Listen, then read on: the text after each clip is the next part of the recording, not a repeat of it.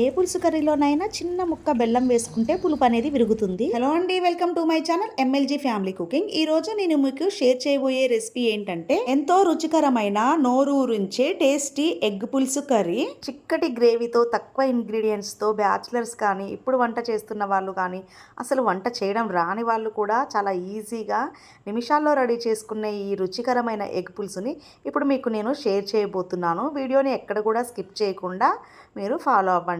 ఇప్పుడు నేను చేస్తున్న ఈ రెసిపీ ఒక 2-3 మెంబర్స్కి ఈజీగా మంచిగా సరిపోతుంది. ఈ కర్రీ కోసం నేను 4 ఎగ్స్ తీసుకున్నాను. మీకు ఇంకా ఎక్కువ కావాలంటే ఇంకో 2-3 ఎగ్స్ తీసుకోవచ్చు. ఒక గిన్నెలో ఎగ్స్ వేసుకొని ఎగ్స్ మునిగేంత వరకు వాటర్ పోసుకొని కొంచెం ఉప్పు వేసి స్టవ్ మీద పెట్టి ఒక 10 నిమిషాలు అయితే ఎగ్స్ని ఉడికించుకోవాలి.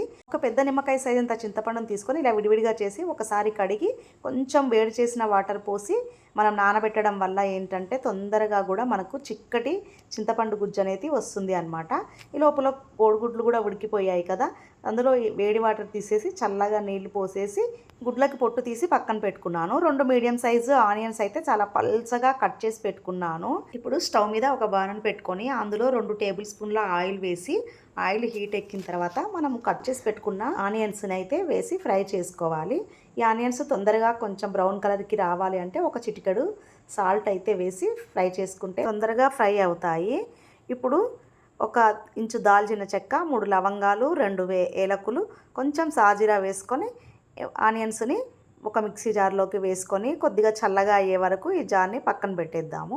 ఇప్పుడు అదే బాణలిలో మళ్ళీ ఒక టేబుల్ స్పూన్ అయితే ఆయిల్ వేసుకొని చిటికెడు పసుపు, 1/2 టేబుల్ స్పూన్ కారము, చిటికెడు ఉప్పు, చిటికెడు మిరియాల పొడి వేసుకొని ఒకసారి అంతా కూడా నూనెలో ఫ్రై అయ్యాక మనము ఉడకబెట్టి పెట్టుకున్న ఎగ్స్ని ఒక 3-4 ఘాట్లు పెట్టి ఆయిల్లో వేసి స్టవ్ని సిమ్లో ఉంచి ఒక 2-3 మినిట్స్ ఈ ఎగ్స్ని ఫ్రై చేసుకొని పక్కకు తీసుకోవాలి.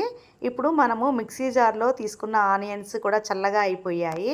ఒక చిన్న అల్లం ముక్క, ఒక 10 వెల్లుల్లి వేసుకొని కొంచెం వాటర్ పోసుకొని మెత్తని పేస్ట్ లాగా గ్రైండ్ చేసి పెట్టుకోవాలి.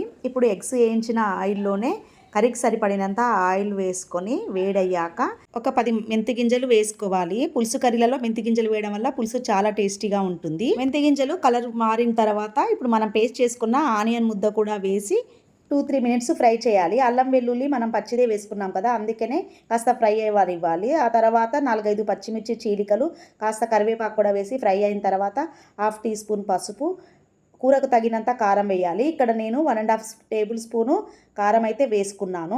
కారము ఆనియన్ పేస్ట్ అంతా కూడా బాగా కలుపుకున్న తర్వాత మనం మిక్సీ పట్టుకున్న జార్లో కొద్దిగా వాటర్ పోసి ఆనియన్ పేస్ట్లో వేసి ఒకసారి కలిపిన తర్వాత మనం నానబెట్టుకున్న చింతపండు నుంచి చిక్కటి రసాన్ని కూడా తీసి ఈ పేస్ట్లో వేసి ఒకసారి బాగా కలిపి మనకు కర్రీకి సరిపడినంత వాటర్ని పోసుకోవాలి. ఇది కొంచెము ఉడికిన తర్వాత చిక్కపడుతుంది కాబట్టి మనం కొంచెం పలసగా ఉండేలాగా వాటర్ పోసుకొని కర్రీకి సరిపడినంత ఉప్పు, లైట్గా గరం మసాలాను వేసుకొని కర్రీ అంతా కూడా ఒకసారి కలిపి స్టవ్ని మీడియం ఫ్లేమ్లో ఉంచి మూత పెట్టి ఒక 5 మినిట్స్ అయితే ఉడికించుకోవాలి. 5 మినిట్స్ తర్వాత మూత తీసి చూస్తే చూడండి ఆయిల్ అంతా కూడా సపరేట్ అయ్యి కర్రీ ఎంత బాగా అయింది కదా. ఇప్పుడు మెయిన్ ఇంగ్రీడియంట్ జీలకర్ర మెంతుల పొడి అయితే వేసుకోవాలి. దీనివల్ల కర్రీ అనేది చాలా చాలా టేస్టీగా ఉంటుంది. కర్రీ అంతా కూడా ఒకసారి కలిపి ఇప్పుడు ఉప్పు కారం అంతా కూడా సరిపోయిందేమో ఒకసారి టేస్ట్ చేసుకోవాలి. పులుసు కర్రీ ఏదైనా చేసినప్పుడు ఒక చిన్న బెల్లం ముక్క వేస్తే పులుపు అనేది విరుగుతుంది అనమాట. మీకు ఇష్టం ఉంటే వేసుకోండి, లేకపోతే స్కిప్ చేయండి. మూత పెట్టి ఒక 2 మినిట్స్ అయితే కర్రీని ఉడికించిన తర్వాత మనం ఫ్రై చేసి పెట్టుకున్న ఎగ్స్ని కూడా పులుసులో వేసి ఒకసారి కర్రీ అంతా కలుపుకోవాలి. ఇప్పటికే పులుసు అంతా కూడా చిక్కబడి ఆయిల్ అంతా తేలింది కదా, ఇంకా ఎక్కువసేపు ఉడికించొద్దండి. ఎగ్స్ అనేవి ఎక్కువసేపు ఉడకకూడదు అనమాట. ఒక 1 or 2 మినిట్స్ అయితే ఉడికించుకుంటే సరిపోతుంది. ఇప్పుడు మూత తీసి ఇంకా లాస్ట్ అండ్ ఫైనల్గా ఇందులో ఒక టీ స్పూను ధనియాల పొడి వేసుకొని కర్రీ అంతా ఒకసారి కలపాలి. ఇప్పుడు చూడండి మనకి కావలసినంత చిక్కగా ఉంది. ఇలాగే ఉండాలండి, ఎందుకంటే కర్రీ అనేది చల్లగా అయిపోతే ఇంకా కొంచెం చిక్కబడుతుంది. కాబట్టి మనము ఇప్పుడు నేను చూపిస్తున్నాను చూడండి, అలా అంత పలచగా ఉన్నప్పుడు ఇంకా కర్రీలో లాస్ట్ అండ్ ఫైనల్గా కొత్తిమీర వేసేసుకొని మూత పెట్టి స్టవ్ బంద్ చేస్తే కర్రీ అయిపోయినట్టే అండి. ఇదే అండి నేను చేసిన ఎగ్ పులుసు, ఇంకా రెడీ అయిపోయినట్టే. వావ్, చూడండి ఎంత కలర్ఫుల్గా ఎంత బాగుందో.